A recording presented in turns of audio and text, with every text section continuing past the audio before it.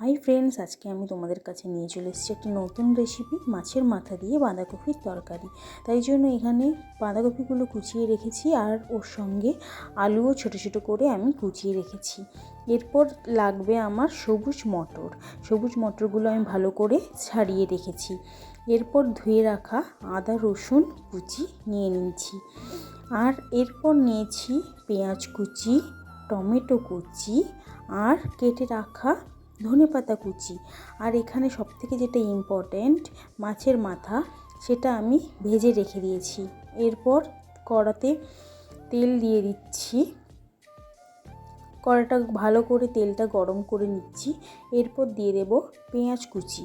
পেঁয়াজ কুচি দিয়ে ভালো করে নাড়াচাড়া করতে হবে। যখন ভাজা ভাজা হবে তারপর আমি বেটে রাখা আদা রসুন বাটা দিয়ে দিচ্ছি। ওটা দিয়ে ভালো করে আমি নাড়াচাড়া করে নিচ্ছি।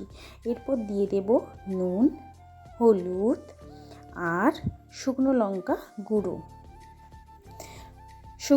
গুঁড়ো দিয়ে ভালো করে আমি নাড়াচাড়া করে নিচ্ছি। যখন হালকা তেল বেরোবে তখন আমি দিয়ে দেব টমেটো কুচি দিয়ে আমি ভালো করে নাড়াচাড়া করে নিচ্ছি।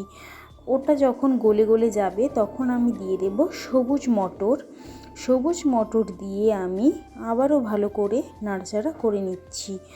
ভালো করে নাড়াচাড়া করার পর তারপর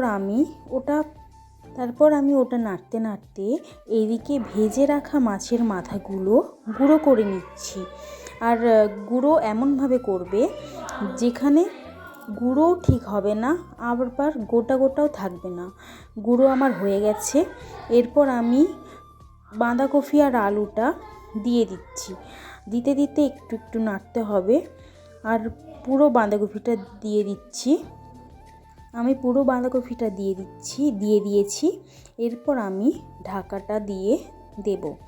তারপর আমি 10 মিনিট পর আবার আসছি। এই দেখো, বাঁধাকপিটা আমার অনেকটা জড়ে গেছে। তারপর আমি ভালো করে আবার একটু নাড়াচাড়া করে নিচ্ছি। ভালো করে নাড়াচাড়া করার পর আমি ঢাকা দিয়ে রাখবো। ঢাকা দিয়ে রাখার পর আমি ঢাকা খুলে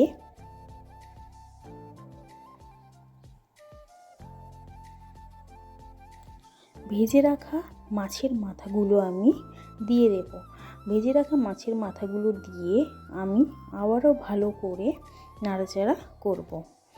ভালো করে নাড়াচাড়া করার পর আমি কুচিয়ে রাখা ধনেপাতা কুচিগুলো দিয়ে দিয়েছি। আর ভেজে রেখেছিলাম, ওটা তোমাদের দেখানো হয়নি, জিরে গুঁড়ো, ওটা আমি ভালো করে ছড়িয়ে দিলাম। তারপর আমি আর একটু ভালো করে নাড়াচাড়া করে নিচ্ছি। এরপর আমার রেডি হয়ে যাবে মাছের মাথা দিয়ে বাঁধাকপির তরকারি। কেমন লাগলো অবশ্যই কমেন্ট করবে আর আমার চ্যানেলটি সাবস্ক্রাইব করে আমার পাশে থাকবে।